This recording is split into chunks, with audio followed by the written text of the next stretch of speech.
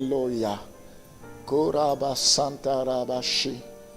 Oh Seigneur, merci.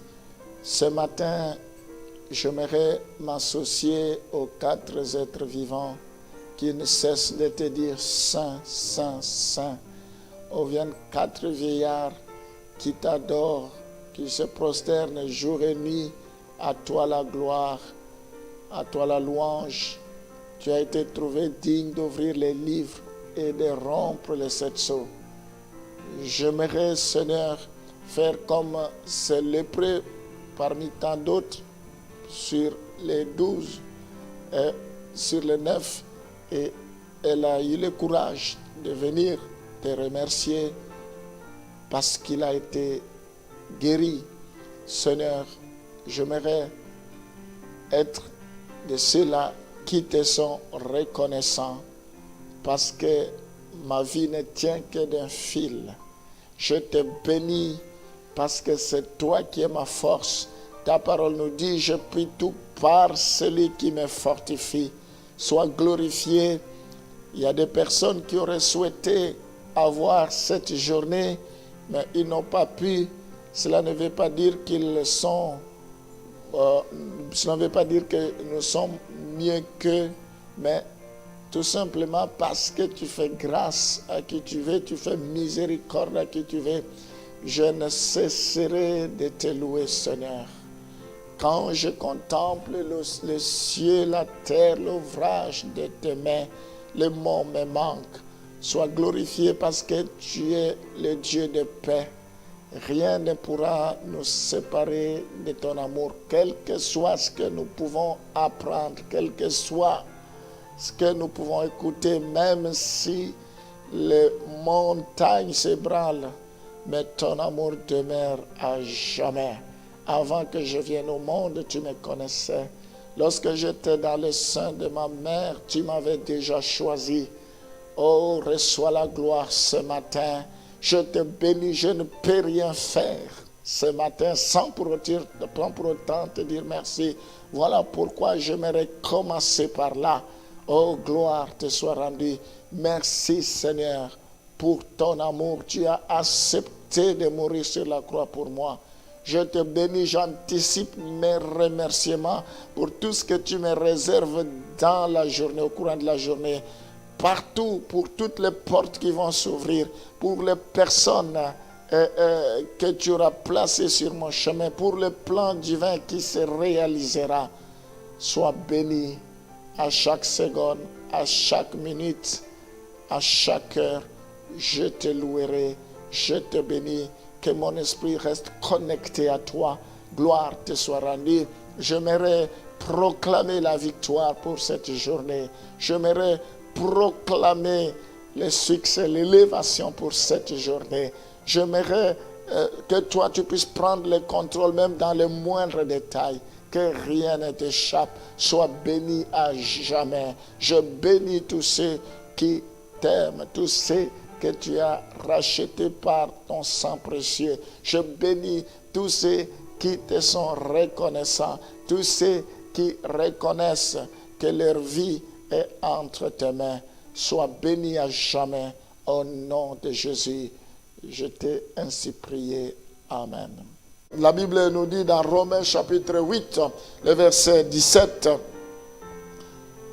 la Bible nous dit que nous participerons, nous serons participants plutôt de la gloire de Dieu.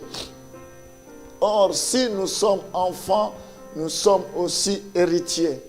Héritiers de Dieu et co-héritiers de Christ. Si toutefois nous souffrons avec lui afin d'être glorifiés avec lui, nous serons participants de la gloire de Dieu.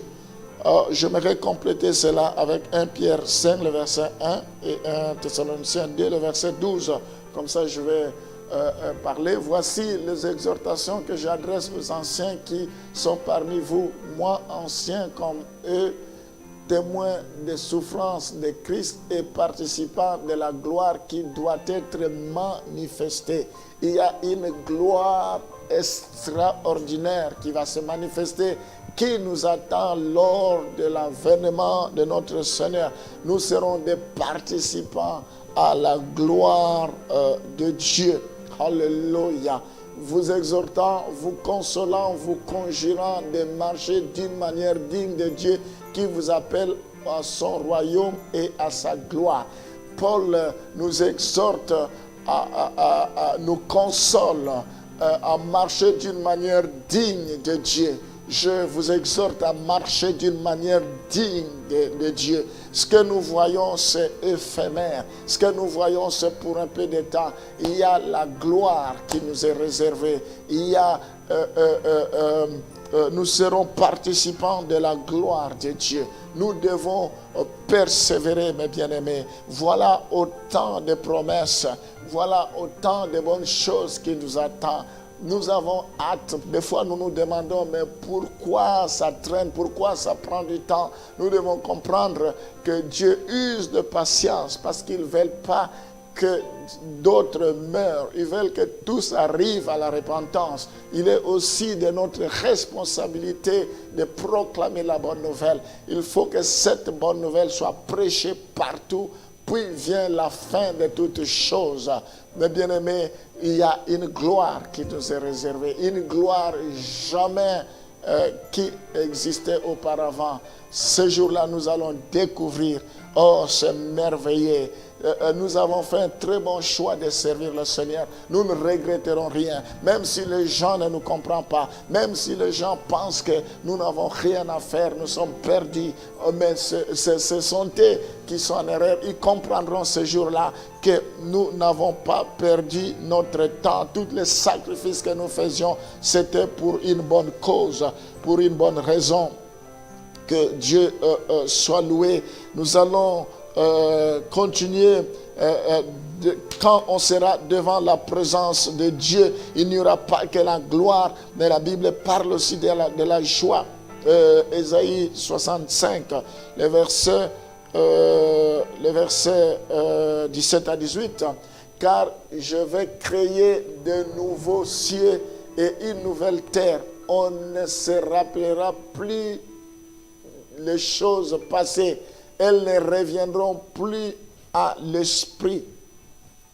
Réjouissez-vous plutôt et soyez à toujours dans l'allégresse à cause de ce que je vais créer, car je vais créer Jérusalem pour l'allégresse et son peuple pour la joie. Il y aura la joie éternelle, l'allégresse. Aujourd'hui, des fois, on est triste. Des fois, on n'arrive même pas à sourire. Des fois, on est dépassé par des problèmes, par des événements. Des fois, on se dit, mais où est ce Dieu-là qui n'agit pas? Mais laisse-moi vous dire, nous avons une promesse qui ne faillira jamais. Il y aura des temps de joie. Dans la joie, nous serons dans la joie. La Bible dit, soyez toujours dans l'allégresse. Nous serons toujours dans l'allégresse à ce que Dieu veut créer. Nous ne nous souviendrons plus des événements passés, car Dieu va faire une chose nouvelle sur le point d'arriver. Ce qui est passé sera passé. Nous verrons des grandes choses. L'allégresse et son peuple sera pour son peuple pour la joie. Nous serons créés pour la joie. Nous avons besoin de cette joie. La joie que nous pouvons voir aujourd'hui, une fois on a la joie, un jour on a la joie, un autre jour on n'en a pas. Mais laisse-moi vous dire, ça sera une joie éternelle. C'est ce que Dieu nous réserve. Nous pouvons également lire Apocalypse, Ésaïe plutôt 35, le verset 10. Les rachetés de l'Éternel retourneront, ils iront à Sion avec chant de triomphe, et une joie éternelle couronnera leur tête. L'allégresse et la joie s'approcheront, la douleur et le gémissement s'enfuiront. Nous serons dans la joie éternelle. La Bible dit clairement que la douleur et le gémissement s'enfuiront. Nous serons dans la joie éternelle. Alléluia, quelle joie. Nous avons besoin de cette joie. C'est comme ça, Dieu, pour l'instant, nous donne une joie, mais ce n'est vraiment pas la joie que nous allons expérimenter au dernier jour, mais il y a une joie qui nous attend selon ce passage. Et nous en avons besoin. On a besoin de cette joie. Enfin, dans Apocalypse chapitre 19, le verset 5, nous voyons ici que les rachetés de l'Éternel seront dans la joie. Réjouissons-nous et soyons dans l'allégresse et donnons-lui gloire, car les noces de l'agneau sont venues et son épouse s'est préparée. La Bible dit, soyons dans la joie. C'est comme ça, l'Église, la vocation céleste, la vocation de l'Église plutôt, elle est céleste et non terrestre. L'Église doit se préparer comme une épouse sans tache, ni ride, ni quelque chose de semblable, parce que l'époux arrive. Quelle que soit l'heure, l'épouse doit être prête. Voilà, il y aura l'huile de la joie, il y aura la joie. Nous en avons besoin. Au regard de toutes ces choses, nous n'avons pas droit de baisser les bras, nous n'avons pas droit d'abandonner le Seigneur. Nous devons persévérer, même si aujourd'hui les gens peuvent se moquer de nous, même si les gens peuvent croire que nous exagérons, que nous perdons notre temps. Non, non, nous ne perdons pas notre temps. Qui vivra verra. Ces jours-là, nous serons heureux et les gens vont désirer devenir ce que nous serons, mais ça sera trop tard. Voilà, nous devons témoigner notre foi. Nous devons dire, Seigneur, protège-nous, quel que soit ce qui peut arriver, mais que nous puissions aller jusqu'au bout.